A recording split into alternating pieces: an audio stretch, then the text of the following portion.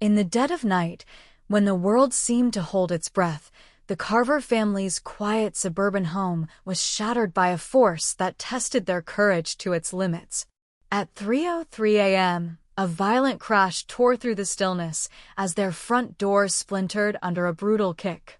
For men, cloaked in black t-shirts emblazoned with Maple Guard security, stormed inside, their faces half hidden by balaclavas, their voices dripping with false authority. They claimed to be enforcers, but their actions screamed predator. What they didn't know was that this house held a family forged in resilience, a father with a soldier's instincts, a mother with unyielding spirit, and a 12-year-old boy who would become the spark that turned their chaos into justice. This is the story of the night the Carvers stood their ground, a tale of bravery, controversy, and the raw power of a family defending their own. The Carver household was cloaked in the heavy silence of a late school night in Cedar Hollow. John Carver, a retired Marine with scars from battles fought far from home, slept soundly in the master bedroom, his arm draped over his wife, Emma. Down the hall, their son Caleb lay awake, his face bathed in the faint glow of his phone screen. At 12, Caleb was a kid who loved skateboarding, video games, and sneaking extra screen time past bedtime. But tonight, his restless scrolling kept him alert for a moment that would change him forever. Outside, the wind whispered through the trees, amplifying every creak in the house. Then, like a thunderclap, the front door exploded inward, the frame snapping under a savage blow. "Police! Stay where you are," a voice bellowed, harsh and unsteady. Caleb's phone slipped from his hands, hitting the carpet with a muffled thud. His heart slammed against his ribs, each beat a deafening drum. In the master bedroom, John bolted upright, his instincts screaming that something was wrong. No real officer would burst in without warning, without a knock or a badge. This was no lawful entry, it was an invasion. He pulled Emma close, whispering for her to stay low, his mind racing through every drill he'd taught his family. This wasn't a random break-in, it was calculated, reckless, and dangerous. Caleb's breath caught as he heard heavy boots stomping through the living room, drawers yanked open, furniture shoved aside. His father's lessons echoed, "If danger comes and I'm not there, secure yourself and protect the family." Under his bed lay a .22 rifle, legally registered in John's name, a training tool for a boy who'd learned to shoot at the range. Caleb wasn't a warrior, he was a kid who dreamed of skate parks and comic books. But tonight, those dreams dissolved. With trembling hands, he reached for the rifle, his fingers brushing the cool metal. A strange calm settled over him, like the moment before a skate trick when the world slows down. Missing wasn't an option. The intruders moved like a storm, their black shirts and fake batons a mockery of authority. Leading them was a tall, bearded man, his wild eyes glinting with cruel excitement, tapping a baton against his leg like a threat. They tore through the house, overturning tables, smashing vases, shouting demands for cash and valuables. John stepped into the hallway, placing himself between the invaders and Emma. "Show me a warrant," he demanded, his voice steady as steel. The bearded man laughed, a guttural sound that made Caleb's skin crawl. "Your HOA dues are overdue," he sneered. "We run things now." The absurdity of the excuse, HOA dues as a pretext for terror, hung in the air, a spark in a powder keg. In the shadows of his bedroom doorway, Caleb watched, his knuckles white around the rifle. One of the men grabbed Emma's arm, yanking her so hard she stumbled. Another kicked over a family photo, the glass shattering as it hit the floor. Caleb's fear burned away, replaced by a surge of fury. These weren't protectors, they were wolves in sheep's disguises. John tried to de-escalate, his voice calm but his eyes calculating. He was a fighter, but he knew the risk of provoking armed men in close quarters. He needed a miracle. Unseen, Caleb decided he would be that miracle. The bearded leader shoved John, sending him stumbling against the wall. Emma cried out, struggling against the man gripping her wrist. Caleb's world narrowed to a single point: protect his family.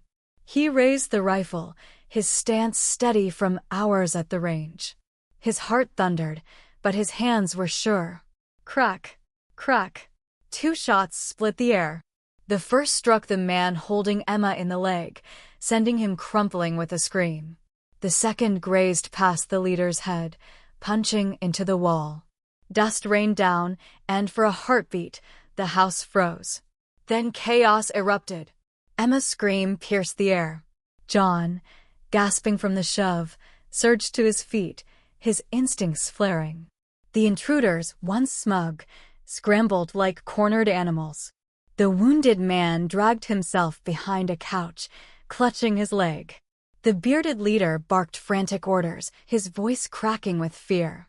Caleb stood firm, his rifle trained on them, his young face set in grim determination. He wasn't just a kid anymore, he was the last line of defense. Across the room, one intruder dove for cover, knocking over a lamp. Another fumbled at the back door, desperate to escape. Caleb didn't chase them, his job was to hold the line. The bearded leader, cursing, pulled a pistol from his waistband. John's voice roared, "Don't you dare touch my son." Time slowed. Caleb saw the gun, his mind clear, his hands steady. He shifted his aim, squeezed the trigger, and fired. The shot rang true, knocking the pistol from the leader's hand. The man howled, clutching his wrist, his arrogance shattered. The house seemed to exhale, the echoes of gunfire fading into a tense silence. Caleb kept his rifle raised, his chest heaving, his eyes burning with righteous anger. These strangers had invaded his home, threatened his parents, and raised a weapon against his family. This wasn't just defense, it was justice delivered by a 12-year-old with a steady hand. The intruder's bravado collapsed. The leader, bleeding from his wrist, stumbled toward the door, shouting, "Fall back! Get out!" They fled in a clumsy panic, tripping over broken furniture, slipping on glass. John and Caleb stood side by side, unyielding. They didn't need to chase or threaten. The message was clear. This family wouldn't break. Tires squealed outside as an old SUV roared away, carrying the intruder's shattered pride into the night. The Carver home lay in ruins, furniture overturned, glass scattered, the front door hanging broken. But in the heavy silence that followed, there was victory. John surveyed the damage, his Marine's eye calm but weary. Caleb stood ready, rifle still in hand, until John placed a firm hand on his shoulder. No words passed, but a bond forged in fire held them together. Emma, trembling, grabbed the phone and called 911, her voice breaking but resolute. When Cedar Hollow police arrived, their red and blue lights flooding the broken doorway, John laid out every detail. The porch camera had captured it all: the invasion, the fake uniforms, the chaos. Officer Nathan Ellis, a veteran cop, reviewed the footage and nodded. "Pure self-defense," he said. "We've been after these fake HOA scammers for months. You've given us what we need to end them." The story spread like wildfire. News outlets ran headlines: "Family fights off fake HOA thugs in daring stand." Caleb became a reluctant hero, his bravery sparking debates. Was a 12-year-old wielding a rifle justice or recklessness? Cedar Hollow forums buzzed, some praising the Carvers, others questioning the gun in a child's hands. But for John, Emma, and Caleb, the spotlight meant little. Their victory was in surviving, standing together when terror came. In court, the evidence was undeniable: footage, blood stains, testimonies. The intruders, once bold, sat silent as the judge's voice cut through. "You terrorized a family under false authority," she said. "You'll face the consequences." Long prison sentences followed, a statement that no one could trample on safety without cost. The Carvers sat quietly in the back, not celebrating, but feeling the weight of justice settle. That night, on their porch under a star-filled Cedar Hollow sky, John and Caleb sat in creaking chairs, the air cool, the silence heavy with unspoken truths.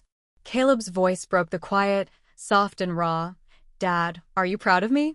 John's hand found his son's shoulder, steady and strong. "Caleb, I'm prouder than you'll ever know," he said, his voice thick. "You didn't shoot out of fear or anger. You protected us when no one else could. That's not just strength, that's knowing when to stand." Caleb blinked back tears, the weight of his choice settling. He wasn't the kid who stayed up late gaming anymore. He'd made a choice that carried a cost, but also a truth. When evil came, he was ready. The Carver story stirs debate even now. Was Caleb a hero or a child thrust into a role too heavy? Was their stand a triumph or a tragedy waiting to spark again? What's undeniable is their resilience. When darkness crashed through their door, they found the light to push it back. The Carvers rebuilt their home, their bond stronger than ever, and Cedar Hollow learned a lesson. No force can break a united family, and courage, even from a 12-year-old, can redefine justice.